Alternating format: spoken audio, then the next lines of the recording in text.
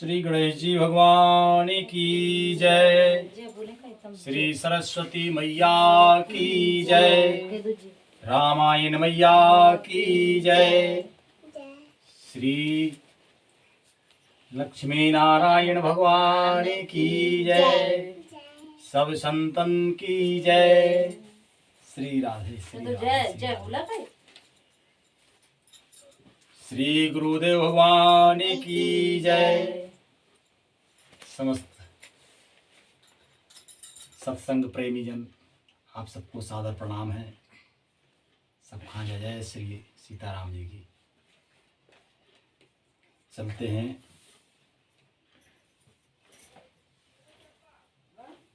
कि भलो भलाई पे लहन चायह नीच, सुधा सराही अमृता गरल सराही उमीच। भला भलाई ही ग्रहण करता है और नीच नीचता को ग्रहण किए रहता है। अमृत की सराहना अमर करने में होती है और विष की मरने में। कि खल अग गुने साधु गुण गाहा, उभय अपार उदति अबगाहा। तेहि ते कछु गुण दोष बखाने, संग्रह त्याग न बिनु पहचाने। दुष्टों की पापों और अवगुणों की और साधुओं के गुणों की कथाएं दोनों ही अपार और अथाह समुद्र है। इसी से कुछ गुण और दोषों का वर्णन किया गया है, क्योंकि बिना पहचाने उनका ग्रहण या त्याग नहीं हो सकता। जाना वो प्लान से तो कहा चले जाओ भाई यार, क्या सुनना है? चलिए आप पढ़ रहा था मैं। तो सुनना हो तो बैठ जाओ, बैठी ना मैं तो बैठ जाओ। ठीक है, बोलो कुछ ऐसे चलो ऐसे धीरे धीरे। हाँ इसमें गोस्वामी जी लिखते हैं, दिमाग नहीं भटकाओ। इसलिए देखो, अपन ये रामायण पढ़ रहे हैं, दूसरों को सुनाने के लिए नहीं पढ़ रहे हैं। सबसे पहले तो अपन को सुनना चाहिए। तो अपन नहीं सुनेंगे, अपन नहीं समझेंगे तो टाइम का खराब करें फिर ना। इसलिए बिल्कुल ध्यान से सुनो। गोस्वामी जी लिखते हैं और कहते हैं कि दुष्टों में पाप और अवगुण अनेक हैं और साधुओं में गुण और अच्छी बातें अनेक हैं। दोनों ही अथाह समुद्र हैं। उनमें दुष्टता की भरी पड़ी समुद्र सब, और संतन में अच्छाइयों को भंडार समुद्र की तरह अगाध है। तो वे कह रहे हैं कि कुछ वर्णन हम इसमें कर रहे हैं, क्योंकि कुछ वर्णन करेंगे तो समझ पाएंगे, और अगर समझ नहीं पाएंगे तो फिर कैसे पता कि कौन गुणी है कौन अवगुणी है ना, कौन संत है कौन असंत है। तो उनकी पहचान करने के लिए गोस्वामी जी कुछ लिख रहे हैं। क्या लिख रहे हैं कि भले हो पोच सब विधि उपजाए, गनि गुण दोष वेद बिल गाए। कहीं वेद इतिहास पुराना, विधि प्रपंच गुण अवगुण साना। भले बुरे और सभी ब्रह्मा के पैदा किए हुए हैं, पर गुण और दोषों को विचार कर वेदों ने उनको अलग अलग कर दिया है। वेद इतिहास और पुराण कहते हैं कि ब्रह्मा की यह सृष्टि गुण अवगुणों से सनी हुई है। ब्रह्मा ने जो सृष्टि बनाई है उसमें गुण और अवगुण सब भरे पड़े हैं। ठीक है, कि दुख सुख पाप पुण्य दिन राति, साधु असाधु कुसा सुजाति कुजाति। के दानव देव ऊंच अरु नीचू, अमीय सुजीवन माहुर मीचू। कि माया ब्रह्म जीव जगदीसा, लक्ष्य अलक्ष्य रंग अवनीसा। काशी मगे सुर सरि क्रमनासा, मरु मारव मही देव गवासा। सरग नरक अनुराग विरागा, निगमा गम गुण दोष विभागा। दुख सुख पाप पुण्य दिन रात, ये एक दूसरे के विलोम है। दुख सुख पाप पुण्य दिन रात, साधु असाधु, सुजाति कुजाति, दानव देवता, ऊंच नीच, अमृत विष, सुजीवन यानी सुंदर जीवन, उसका उल्टा है मृत्यु, माया ब्रह्म, ईश्वर जीव, संपत्ति दरिद्रता, रंक राजा, काशी मगध, गंगा कर्मनाशा, मारवाड़ मालवा, ब्राह्मण कसाई, स्वर्ग नरक, अनुराग वैराग्य, ये सभी पदार्थ ब्रह्मा की सृष्टि में हैं। वेद शास्त्रों ने इनके गुण दोषों का विभाजन कर दिया है। समझ में आई ये बात? ब्राह्मण कसाई बताओ। ब्राह्मण और कसाई ये एक दूसरे मतलब इनका विलोम शब्द है ना, विपरीतार्थी। क्योंकि ब्राह्मण का कर्म क्या है? गौ की धर्म की रक्षा करना।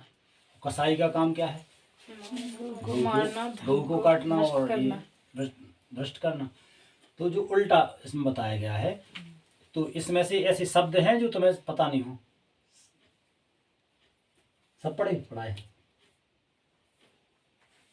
दुख सुख, दुख का उल्टा सुख, पाप पुण्य जानती हो, दिन रात, साधु असाधु, सुजाति कुजाति। सुजाति मतलब एक जाति, कुजाति कहाउत, जो कुजाति कहाउत जो में अलग से मिक्स हो जाए कोनो जाति, ठीक है। जैसे कि ये इसको वर्ण संकाय जाति बोलते हैं, है ना। जैसे हो ना कि कोनो ऐसे कुछ संतान ऐसी होती है कि वो दूसरी जाति से किसी जाति में एक प्रकार से आ जाती है, तो वो कुजाति कहलाती है। दानव को उल्टा देवता, ऊंच का उल्टा नीचा, है ना। अमृत का विष, सुजीवन यानी सुंदर जीवन का उल्टा मृत्यु, माया ब्रह्म, इसका मतलब समझा? बजा नहीं बेटा। माया ब्रह्म, इसका मतलब माया का उल्टा ब्रह्म। माया फंसाने का काम करती है, और ब्रह्म तो ईश्वर है ना। माया फंसा के चलती है कि तुम ब्रह्मलोक नहीं जाओ, और ब्रह्म क्या करता है? अगर कोई ब्रह्म के में को पहचान ले या ब्रह्म की कृपा हो जाए, तो फिर उस पर माया का प्रभाव नहीं होता। जीव ईश्वर, संपत्ति दरिद्रता, संपत्ति जानती, दरिद्रता जानती, गरीबी। रंक राजा, रंक माने भिखारी, और राजा तो राजा है। रंक माने जिसके पास कुछ नहीं है वो रंक होता है, तो मतलब उसे चाहे भिखारी कह लो, अब आज के जमाने तो भिखारी भी आप पति है ना। तो रंक का मतलब जिसके पास कुछ नहीं है वो रंक है, ठीक है। काशी मगध,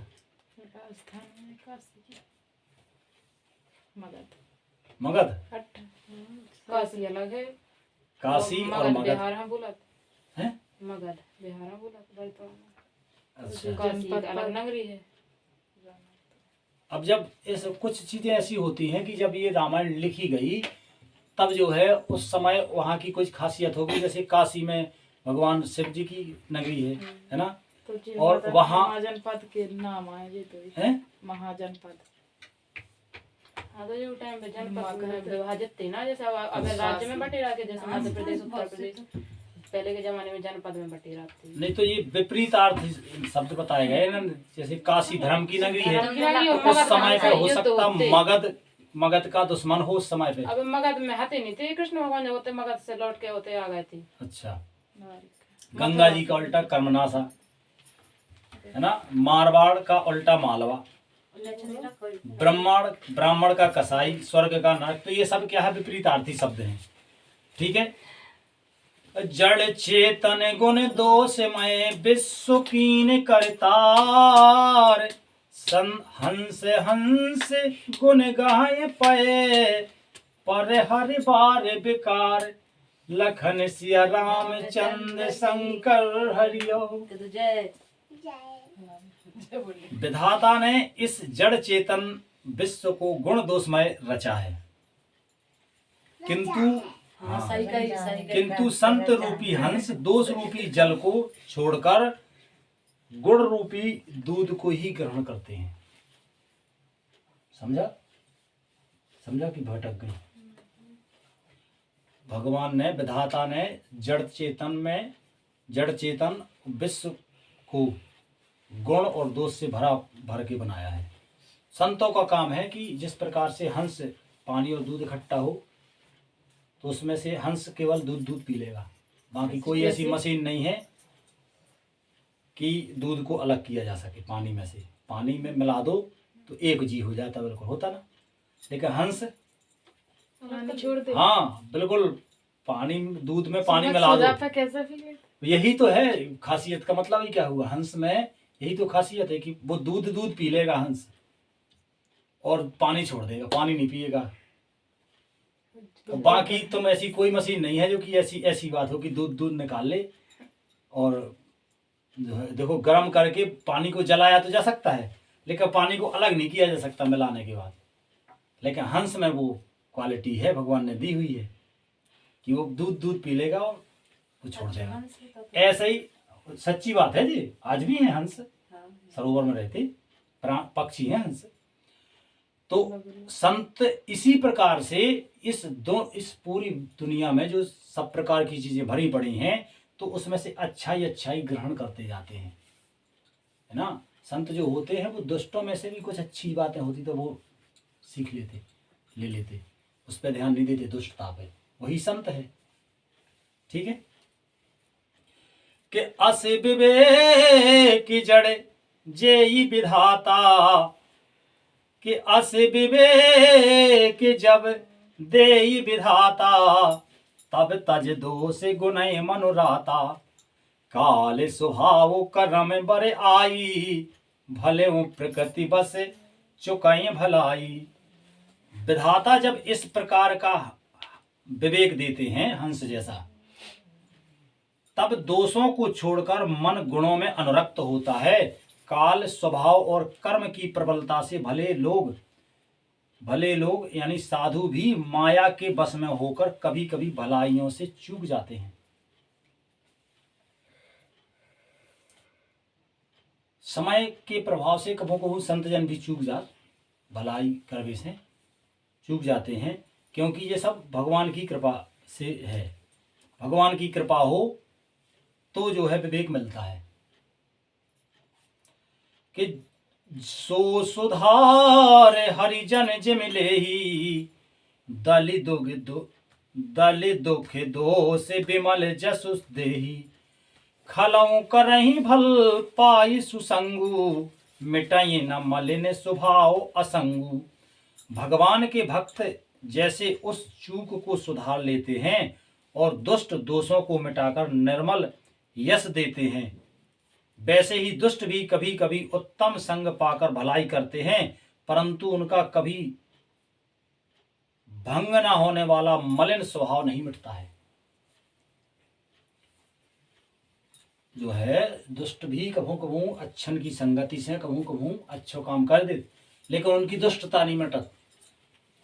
तो जब बात क्यों लिखी गोस्वामी जी ने, उन्होंने जब बात इसलिए लिखी है कि जो व्यक्ति की प्रवृत्ति बुरा करने की होगी और कभी कभी कोई अच्छी संगति से उसके मन में कुछ अच्छी बात आ जाए और हो सकता वो अच्छा काम कर दे, तो उस पर पूर्ण भरोसा ऐसा नहीं कर लेना चाहिए कि अब तो जो अच्छा ही करने लगो, क्योंकि उसका वो स्वभाव जो मूल स्वभाव मिलता है ना, वो माता के गर्भ से मिलता है।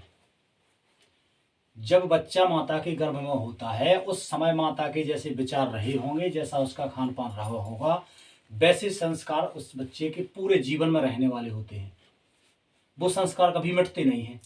तो जिस बच्चे में दोष प्रवृत्ति माता के गर्भ से लेके है वो कोई नहीं मिटा सकता। हाँ, कुछ अच्छे दृश्य देखने से उसके मन में पॉजिटिव मानसिकता आ सकती है और नेगेटिव विचार देखने से नेगेटिव, पर जो मूल स्वभाव होता है वो कभी बदलता नहीं है। इसीलिए इस रामायण में 2 चौपाई इस प्रकार की लिखी गई हैं कि 60 सुधरहि सतसंगति पाई। 60 यानी मूर्ख भी सत्संगति पाकर सुधर जाते हैं, लेकिन भगवान की कृपा हो जाए तो। नहीं तो दूसरी बात फिर लिखी कि मूर्ख हृदय न चेत, ज्यों गुरु मिले ब्रह्म सम। ब्रह्मा के समान भी गुरु मिल जाए तो भी सिखा नहीं सकत को। तो ये संसार बड़ा अजीब सा है, इसीलिए गोस्वामी जी हर चीज को लिख रहे हैं कि जो सुधार हरि जन जिमिले ही, दल दुख दोष विमल जसु देही, खलऊ करई भले पाई सुसंगु, मिटई न मलन स्वभाव अभंगु। ठीक है, तो मतलब खल जो हैं वो भले ही अच्छी संगति से अच्छो कर्म कर दे, लेकिन उन पे ज्यादा भरोसा नहीं करो चाहिए। कि लखी सुबह से जगे बंचक जेऊ, ओ बेस प्रताप पूजे अहि तेऊ, ओघे रही अंश न होय निबाहु, काल ने में जिम रावण राहु। जो ठग हैं उन्हें भी अच्छा वेश बनाए देखकर वेश के प्रभाव से जगत पूजता है, परंतु एक ना एक दिन वे चौड़े आ ही जाते हैं। अंततः उनका कपट नहीं निभता, जैसे कालनेमी रावण और राहु का हाल हुआ। कुछ कुछ दुष्ट ऐसे भी होते हैं जैसे कि कालनेमी संत दिखाते ना हनुमान जी हैं। राहु जो देवताओं के बीच में बैठ गया अमृत पीने के लिए, सुनी ये कथा है ना। और रावण सीता हरने के लिए महात्मा का भेष बनाया। तो इस प्रकार की कुछ भी हैं, तो इनसे क्या करना है, बचना है। गोस्वामी जी इसीलिए लिख रहे हैं जब बात कि इस प्रकार के भी हैं, तो ये आदमी को अपने विवेक से पहचानना चाहिए कि ये साधु क्या है। अच्छा साधु सच्चा साधु है कि कपट वाला है। अगर कपट वाला है हैं? हाँ तो पिया था ना राहु ने। जैसे कि देखो पहली बात तो भगवान की कृपा है, तो भगवान की कृपा है तो कोई छल नहीं पाएगा। जैसे हम अपने जीवन की एक बिल्कुल सच्ची घटना बता रहे हैं। एक जगह गए जो है एक दवाई खिलाने का करते हुए, जब पंकज की दवाई खिलाने गए थे तो एक वे शर्मा जी ने छतर को बुलाओ तो एक बार वे 6-7 बाबा आते थे छतर को किए गए उते गए। नहीं वे तो वो सच्चे साधु थे, पर वो कपट वाले बाबा, तो उनका कपट हम बता रहे हैं। उन्होंने कैसे कपट किया कि जो है उते पहुंचे तो उन्हें वे नमन के पापा ने बुलाओ तो थे, बोले थे आ जाओ जी अच्छी जे संत जन है और जे ठीक कर दें बच्चा। सोते हैं गए हम लोग, तो उते पहुंचे तो वे 4 पहिया गाड़ी से 6-7-8 बाबा आते, वे फुटकर बैठे थे। 2-3 बाबा आए थे, 2-3 आते। तो वे बड़े वो सब ढोंगी बाबा थे। तो उनने क्या किया कि एक दूसरी जगह बुलाओ लेते आओ। तो उनने एक जनन ने इनसे पूछ ला, बोले तुम्हारा का नाम, तुम्हारे पति को का नाम, तुम्हारे जो है के भैया हैं, के बहने हो, जो इनसे पूछ लो। ठीक है, तुम्हारे देवर जेठ के जने हैं, जो इनसे पूछ लो। अब जो है उते से गए, बोले ठीक है उनके पास चले जाओ, महाराज जी के पास, बड़े महाराज जी के पास चले जाओ, वे ठीक करें। उते पहुंचे। अब उनकी बैठने की वो व्यवस्था कैसी थी कि जैसे उनने पूछा है तो बाबा जी ऐसी उतरा हम करके बैठे, ठीक है ना, और हम लोग ना ऐसा बैठा लो जैसे तुम बैठे। तो अब क्या है कि जैसे अब हमें तो वो दिख रहे हैं, मतलब बाबा जी को बाबा जी दिख रहे, पर हम लोगों की तो पीठ है ना उतरा। तो इतने से उनने बाबा जी ने पूछी तुम्हारे 3 भैया है ना, जी बोल नहीं हाँ। क्यों? क्योंकि वो सिस्टम से चल रहे हैं, वो उधर संकेत कर रहे हैं ना, जिसकी तुम्हारे 3, तो उन्हें उधर से बता दो 3, पहले भैया पूछने फिर बहनें पूछने, पहले से लगे। ठीक है, तो ऐसा सिस्टम रहता उनका कि उनने की तुम्हारे 3 भैया हैं, इनने बताओ हो, इनने की तुम 2 बहनें हो। अब ऐसा प्रपंच वो क्यों करते हैं? क्योंकि जब ये 2-3 बातें बिना पूछे बता देंगे तो इन्हें भरोसा हो जाएगा कि हाँ ये तो सच्ची बाबा है। ठीक है, तो फिर उनने कहा क्या, बोले ठीक है सही हो जाएगा, पर लेकिन तुम्हें खर्च ज्यादा आएगा। कितना आएगा साहब? बोले भैया इसमें तुम्हें कम से कम 2 तोला का तो सोने को वो बनवाने या नाग, इस पे नाग की छाया है, और इतना पैसा फलानी पूजा, इतना तो लगभग 50-60 हजार रुपए को बिल ने 50-60 का और ज्यादा को, एक 1.25 तोला को 1.25 तोला सोना ही मान के चलो। वो टाइम पे 40 हजार को तो 60 हजार को तो वही हो, 10-20 हजार की और सौदा, 70-80 हजार को बिल बनाओ। हम समझ गए कि जी तो ठग फिर रहे। तो हमने बड़े नम्रता से की, हमने की देखो जब कहीं हाथ फंस जाए तो आराम से निकालो चाहिए, है ना। तो हमने बड़े उनसे निवेदन को हमने की महाराज जी हम तो अभी बालक हैं, हम ज़्यादा नहीं वो कह सकत, अब हमें घरे जाके बाप मताई से भैया से पूछने आए, और तो जाके फिर जब जैसो भी कहे हैं कि इतना खर्च लग रहे और हमारे घर कन की गुंजाइश हुई है तो हम आपसे निवेदन करें, ऐसो विनती करके वो हरा के सड़क आए। फिर उनके खूब फोन आए, छोटा बनवा दो, कम पैसा में कर दें, आ जाओ। हमने कहा महाराज घर की मना कर रहे कि अबे नहीं, अब जैसे अस्पताल दिखाऊं। तो ये घटना बताने की नहीं है, लेकिन हमने इसलिए ये इस प्रकार का प्रसंग आया तो ये कह दी है। ये सच्ची बात है, अब किसी के सुनी नहीं, हमारी खुद जीवन की बात है। तुम तो साथ ही में थी। तो ये इस प्रकार से ये गोस्वामी जी क्यों लिख रहे हैं कि इस प्रकार के भी साधु होते हैं छल कपट वाले, क्योंकि तुम्हें जीवन में ठग लेंगे। तो इस प्रकार के जो छली ठग हैं, साधु के वेश में हैं, उनसे भी बचना चाहिए। क्योंकि संत तो वो होते हैं जैसे हमारे पूज्य गुरु भगवान है, हमें कृपा करके उनने अपनाया, अपनी शरण दी, और हमने उनसे निवेदन किया कि हे गुरु जी हमें कुछ आज्ञा करो कि हम कुछ दक्षिणा दे पाएं। तो बोले अभी तो तुम वृंदावन घूमने आए हो और दक्षिणा देना ही है, तो बस खूब भगवान नाम जपना, तो हमारी दक्षिणा पूरी है। और दूसरी बात में उन्होंने कहा कि जो है अपनी वाणी से किसी को कष्ट ना देना, ये हमारी आज्ञा है। तो संत तो वे होते हैं जो सरल होते हैं, सरस होते हैं, उनका जीवन दूसरों की सेवा में है, उन्हें धन माया से मोह नहीं है। वो तो कहते हैं कि तुम्हारा कल्याण हो, तुम सुखी हो, और तुम्हारे द्वारा और का कल्याण हो, वो संत हैं। तो ये हमें पहचानना चाहिए। तो इस प्रकार के सद्गुरु इस जमाने में मिल जाएं तो ये बहुत बड़े भाग्य हैं। और सद्गुरु मिलते कैसे हैं? भजन से। ये सच्ची बात है, समस्त श्रोताओं से निवेदन है कि हम ये बनावटी बात नहीं कह रहे, ये सच्ची बात है।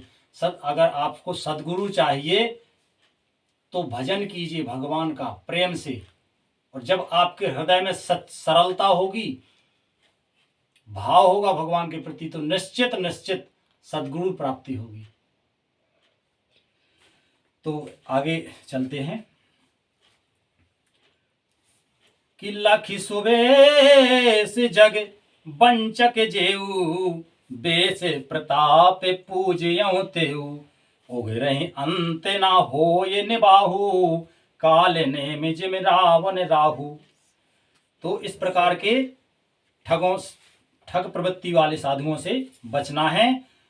और कियहु कुबेसु साधु सन मानु, जिमि जग जामे बनते हनुमानु, हानि कुसंग सुसंगति लाहू, लोकहि वेद विदित सब काहू। बुरा वेश बना लेने पर भी साधु का सम्मान ही होता है। जैसे जगत में जामवंत और हनुमान जी का हुआ, बुरे संग से हानि और अच्छे संग से लाभ होता है।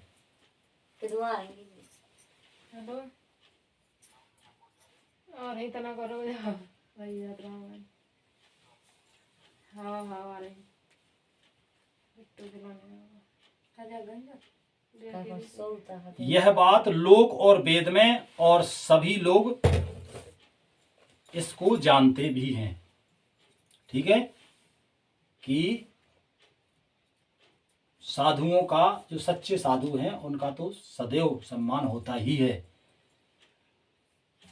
कि गगन चढ़ई रजे पवन प्रसंगा, कीचौ मिलय नीच जल संगा, साधु असाधु सदन सुख सारी, सुमिरहि राम देह गनिम गारी। पवन के संग से धूल आकाश में चढ़ जाती है और वही नीचे की ओर बहने वाले जल से के संग से कीचड़ में मिल जाती है। साधु के घर के तोता मैना तो राम राम समरते हैं और असाधु के घर के तोता मैना तो गिनगन कर गालियां देते हैं। ये संग का प्रभाव है साहब, है ना। क्योंकि साधु के घर तोता होगा तो वो तो राम, जब साधु को राम राम कहना है तो तोता राम राम कहेगा, और असाधु का मतलब तो वो तो मुंह पे जब देखो गाड़ी धई तो फिर तोता मैना भी गाड़ी सीख जात। तो ऐसा है संग का प्रभाव। के धूमे कुसंगति कारखे होई, लिखिए पुराने मंजो मसी हो सोई। के सोई जले अनेले अनेले संघाता,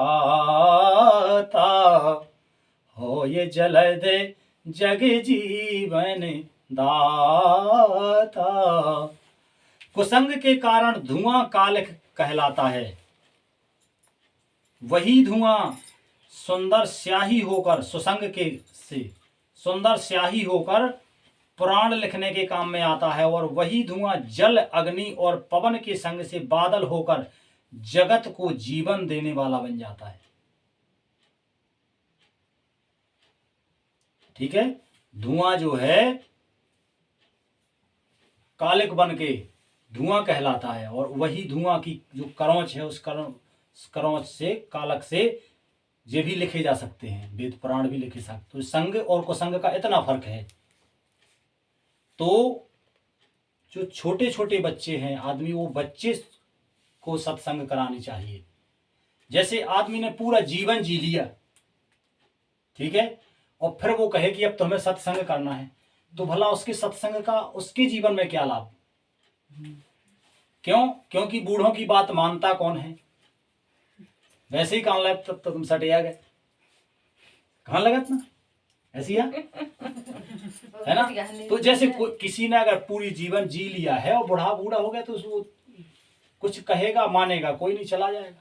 तो आदमी सत्संग पहले कर ले तो उसको विवेक उससे जागृत हो जाएगा, और विवेक जागेगा तो जो है उसका जीवन सही रहेगा। उसको विवेक बाद में आए तो फिर तो वो पछताएगा कि यार हमने तो अपने जीवन में बहुत बड़ा किया। ठीक है, तो इसलिए